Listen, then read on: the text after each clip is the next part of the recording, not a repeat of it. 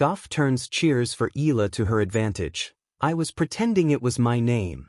Coco Gauff didn't mind the noise from Eala's faithful supporters in their WTA 1000 Dubai Tennis Championships quarterfinal match. While most have struggled to tune out the noise that comes with playing against Eala, Coco Gauff knows what to do with it. Gauff looked laser-focused throughout her 6-0, 6-2 drubbing of Eala in their Dubai Tennis Championships quarterfinal match early Friday, February 20th. The Americans seemingly took a page from Novak Djokovic's playbook whenever fans cheer against the Serb. Use it as fuel. And convince yourself that the opposing fans are rooting for you instead. Whenever you guys are cheering for Alex, I was pretending that it was my name, and I think it helped me a lot, said Gauff after the match at center court, which was filled by Eala supporters. If you can't beat them, you've got to join them. Eala draws huge Filipino crowds in her matches, whose loud cheering even during rallies often prompts reminders from umpires. But Gauff embraces this atmosphere. Thank you guys for coming out. I know you are mostly supporting Alex, but I have to say it is great to be on a crowded court, said Gauff. I played on this court for many years and to see the stadium full means a lot. Gauff refused to be Eala's latest top 10 casualty just 2 days after the 47th-ranked Filipina pulled off an upset against number 8 Jasmine Paolini in the second round. The two-time Grand Slam champion advanced to her 13th semifinal, but bowed out to 9th-ranked Elena Svitolina of Ukraine, 6-4, 6-7, 13, 6-4 early morning Saturday, February 21st, Manila time. Like most sports writers, Jan Ballesteros once dreamed of becoming a professional hooper. But he learned the hard way that it's not for everyone. He continues to be involved in the sport he loves, but this time as a member of the PBA press corps. Aside from primarily covering the PBA, he is also assigned to cover Eala's Pilipinas. Turning noise into power, how Coco Gauff turned cheers for Eala into her greatest ally. In the electric atmosphere of the Dubai Duty-Free Tennis Championships, one of the most fascinating dramas of human psychology played out, not in a deciding set, but in the space between points, in the roars of a crowd that seemed to be cheering against one player and yet inspiring her all the same.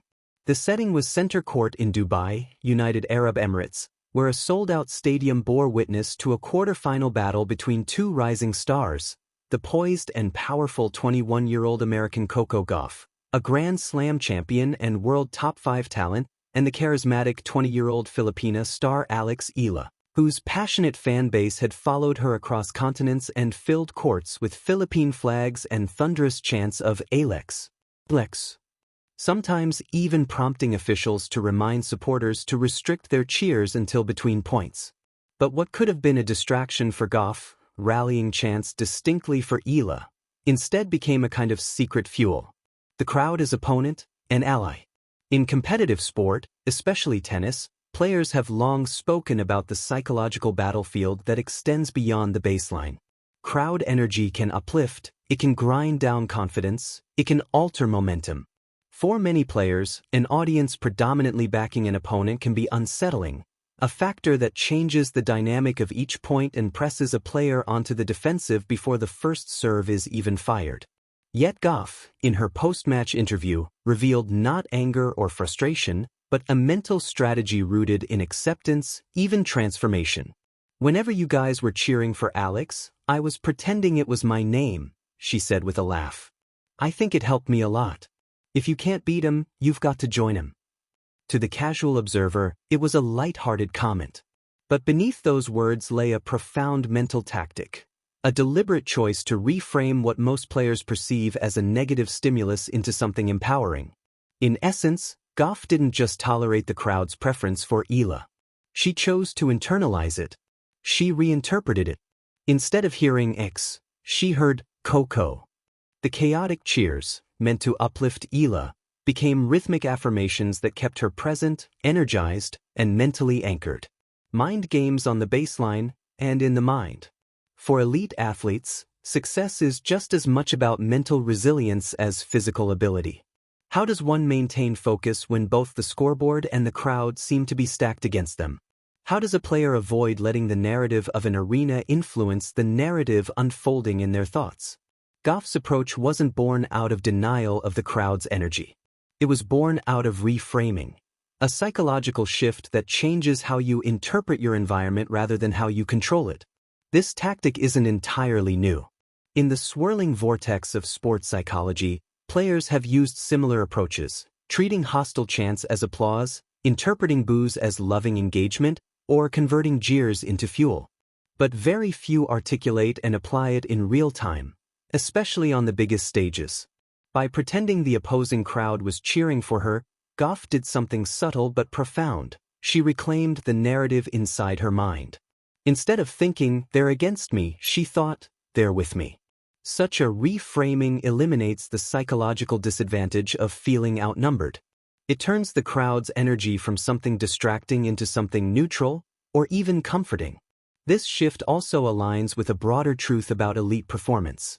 The environment doesn't determine outcome, your interpretation of it does. Respecting the opposition and the fans. What makes this moment even more remarkable is how Gauff paired her psychological strategy with genuine respect. She didn't merely neutralize the cheers, she embraced the crowd and acknowledged the impact of Eala's supporters on the sport.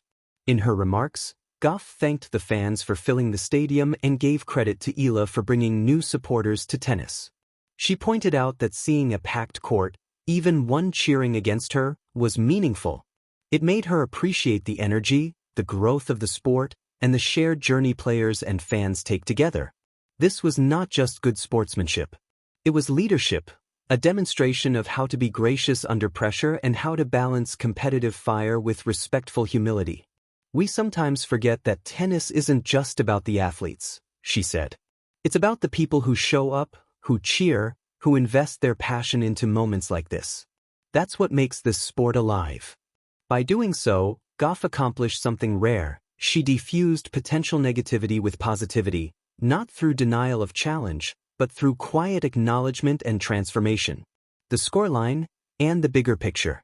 On paper, the match was one-sided. Gauff routed Eala 6-0, 6-2, a straight sets victory that showcased her consistency, power, and precision. Yet the real story wasn't just the result. It was the relationship between pressure and response. How an athlete framed what could have been a mental hurdle into a source of energy.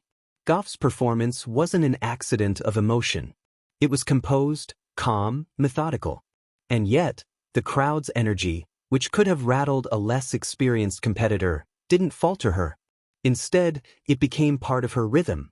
Some might argue this was merely a quip, a throwaway line in a post-match interview.